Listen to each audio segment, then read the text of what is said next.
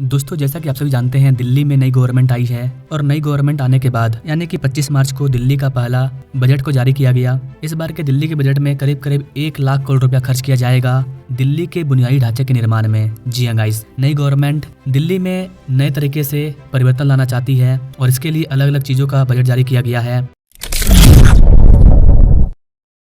Now directly come to the point. Delhi की new CM Rekha Gupta ने कहा कि दिल्ली गवर्नमेंट का इस साल का जो वित्तीय वार्षिक बजट होगा वो 1 लाख करोड़ रुपया का होगा, जो कि पिछली सरकार अरविंद केजरीवाल की सरकार की तुलना में 31.5% अधिक है। जी हाँ गाइस, अभी 1 साल भी नहीं हुआ है सरकार चेंज हुआ और बजट में इतना बड़ा डिफरेंस 31 गुना ज्यादा है ये बजट पिछली सरकार से। नए सीएम का कहना है कि सरकार ने विकास पर कम खर्च किया और कहा कि हमारे पास बजट और धन नहीं है, जबकि नई गवर्नमेंट का कहना है कि राजनीतिक कारणों से दिल्ली का विकास नहीं हो पाया है। सीएम गुप्ता ने कहा कि दिल्ली सरकार ने आयुष्मान भारत योजना के तहत लोगों को अतिरिक्त 5 लाख रुपये का बीमा देने के लिए 2144 करोड़ रुपया आवंटित किया है। वहीं महिला समृद्धि योजना के लिए 5100 करोड़ रुपया और गर्भवती महिला योजना के लिए 210 करोड़ रुपया आवंटित किया गया है। इन पैसों से सीधा फायदा दिल्ली के आम पब्लिक को हो रहा है। इसके बाद दिल्ली बजट के तहत सड़कों की कनेक्टिविटी, सड़कों के सुधार के लिए 1000 करोड़ रुपया खर्च किया जाएगा। अभी दिल्ली में किस तरह से सड़कों का कायाकल्प हो रहा है पूरे एनसीआर में, उस पर मैंने वीडियो बना दिया है। उस पर जो सेंट्रल गवर्नमेंट पैसा खर्च कर रही है वो अलग है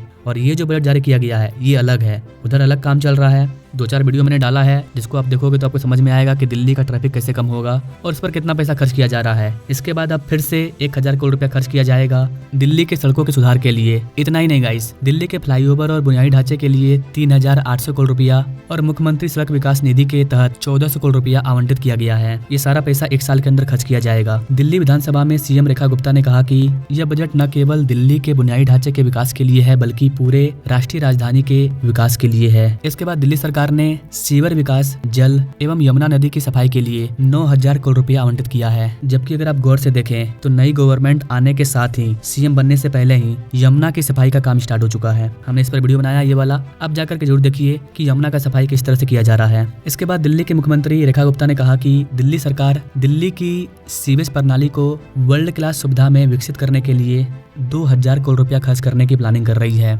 नई शिक्षा नीति के तहत सीएम श्री स्कूल की घोषणा की गई है। ये स्कूल पीएम श्री स्कूलों की तर्ज पर होंगे और इस परियोजना के लिए 100 करोड़ रुपया आवंटित किया गया है। सभी सरकारी स्कूलों में 175 नई कंप्यूटर लैब स्थापित करने के लिए 50 करोड़ रुपया आवंटित किया गया है और स्मार्ट क्लास के लिए 100 करोड़ रुपया आवंटित किया गया है।